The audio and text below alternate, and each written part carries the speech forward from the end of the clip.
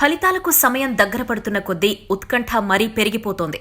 ముఖ్యంగా కృష్ణా జిల్లాలో ఇరు పార్టీలు గురిపెట్టాయి. 2014 ఎన్నికల్లో టీడీపీ, వైసీపీ మధ్య ప్రధాన పోటీ నెలకొంది. ఈసారి జనసేన కూడా తోడైంది. ఉభయ గోదావరి జిల్లాలతో పాటు కృష్ణాలోనూ అంతో ఇంతో పోటీ ఇచ్చింది జనసేన. జిల్లాలో మొత్తం 16 నియోజకవర్గాలున్నాయి.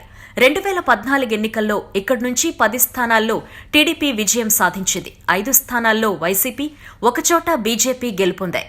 ఆ తర్వాత జరిగిన పరిణామాల వల్ల ఇద్దరు వైసీపీ నాయకులు టీడీపీలో చేరడంతో తెలుగుదేశం బలం పెరిగింది. దీన్ని ప్రతిష్టాత్మకంగా తీసుకున్న వైసీపీ మెజార్టీ స్థానాలు సాధించాలి అనే పట్టుదలతో వ్యూహాలు రచించింది. భారీగా డబ్బులు వెదజల్లింది. కొన్ని నియోజకవర్గాల్లో దాడులకు పాల్పడింది. జనసేన కూడా తమ అభ్యర్థులను గట్టివారినే పోటీకి పెట్టింది.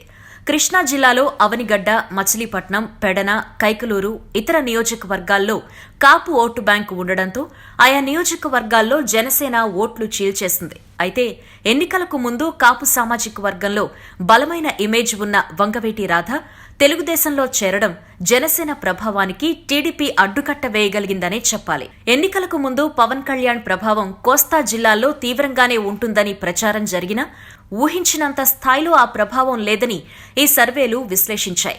గతంలో 10 నియోజకవర్గాల్లో గెలుపు సాధించిన టీడీపీ ఈసారి మరో 2 స్థానాలు అదనంగా సాధిస్తుందని సర్వే ఫలితాలు చెబుతున్నాయి. మిగిలిన 4 స్థానాల్లో వైసీపీదే గెలుపు.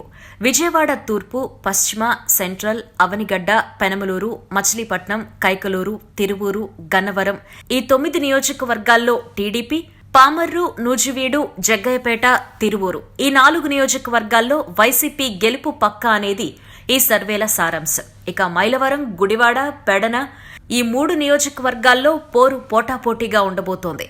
ముఖ్యంగా మైలవరంలో దేవినేని ఉమామహేశ్వరరావు, వసంతకృష్ణ ప్రసాద్ మధ్య పోటాపోటీ వార్ నడుస్తోంది. అటు గుడివాడలోనూ కొడాలి నానిని ఓడించడమే ధ్యేయంగా దేవినేని అవినాష్ను బరిలో దించారు. ఈ 2 నియోజకవర్గాల్లోనూ గట్టి పోటీ ఉన్నప్పటికీ గెలిచేది టీడీపీ అభ్యర్థులే అని సర్వేలు చెబుతున్నాయి.